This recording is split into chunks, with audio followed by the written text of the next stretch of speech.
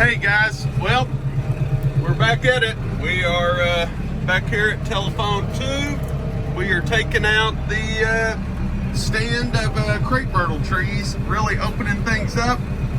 You know, we had a pretty good burn pile here last week and we kind of worked it off, and unfortunately you can kind of tell we're now building another good burn pile. Seems to be never ending around here, man.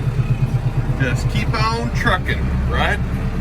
So I got some vacation time coming up here over the holidays, and I'm really trying to position myself to get a lot of stuff done and make a good showing.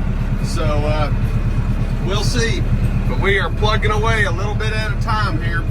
I'll keep you updated, but land clearing again, Telephone 2. Okay guys, well, this is the main entrance coming in.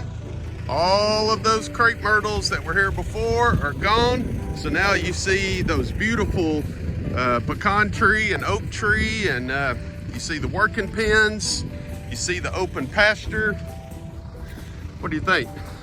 Pretty good sized burn pile. Got a pretty good sized burn pile over there.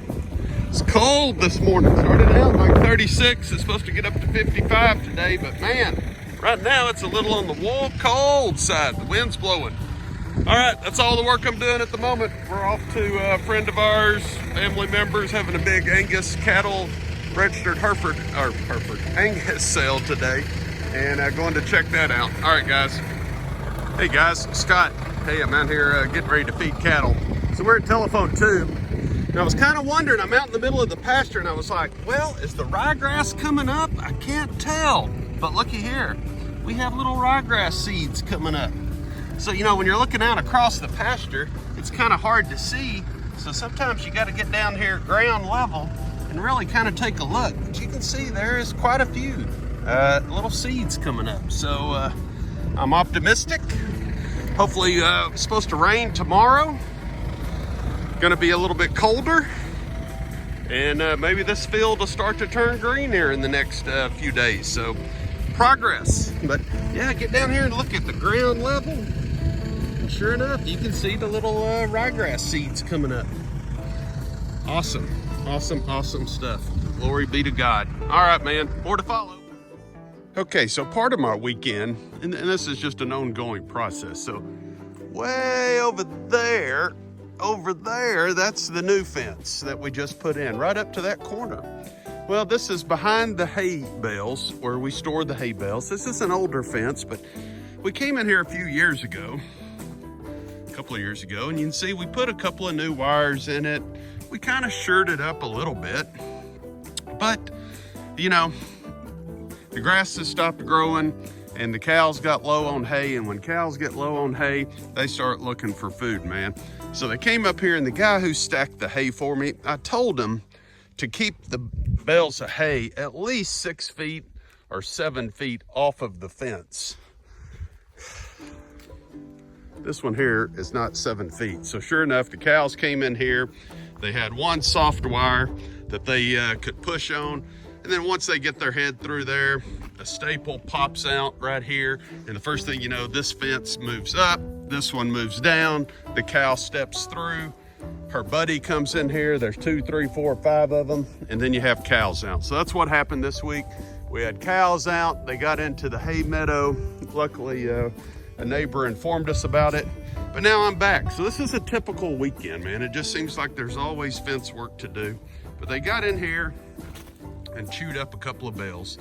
So, you know, I really didn't want to do this 100-foot, I don't know, 150-foot section of fence, but you know, the rest of the fence looks so good, and we're already got the new fence to that corner.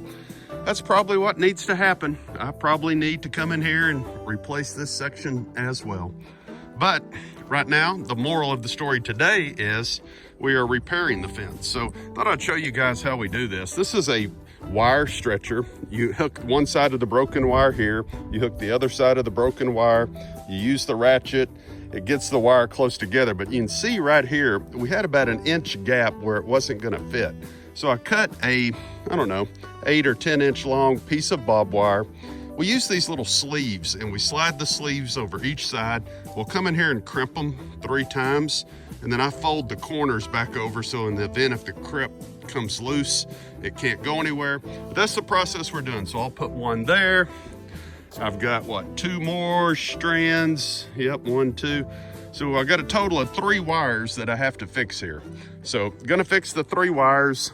Then I'm gonna come in here and put a couple of cedar stays in between this, because honestly, it may be a little while before we get to it. But hey, just another example of life on the farm. So all you people thinking about raising cattle, let me tell you, there's a lot that goes on. And it always happens at an inopportune time when you're not around, you're on vacation, you're doing something. That's sure enough, that's when the cows are gonna get out. Hey guys, just thought I'd give you an update. All right, well, we got the little fence repair done. It's not beautiful, but you know, maybe it'll keep the keep them out. So you can kind of see here, this is what we were talking about, having to splice the wire on each side and make your connections. It's not great, but hey, I also want to show you guys. So if you notice, we had some new wire that we put on here, but we also had some old wire. One thing you never want to do is crimp bob wire, because in the past people would take a pair of pliers and just give it a twist like a 90-degree, and that would take a 1/4 of an inch slack out, and they do it here and on down the line. Well, anywhere that you have a crimp or a kink, that's where that wire will break. That is where the tensile strength of the wire is bad. So this guy invented what's called Jake's wire tightener. And it's a unique invention because you got these little clips. You put the clip on here, you insert this tool like this, if you can see the tool, there you go. And you rotate it, and then when you get it to the proper tension you want, you just hook it over the top of the wire.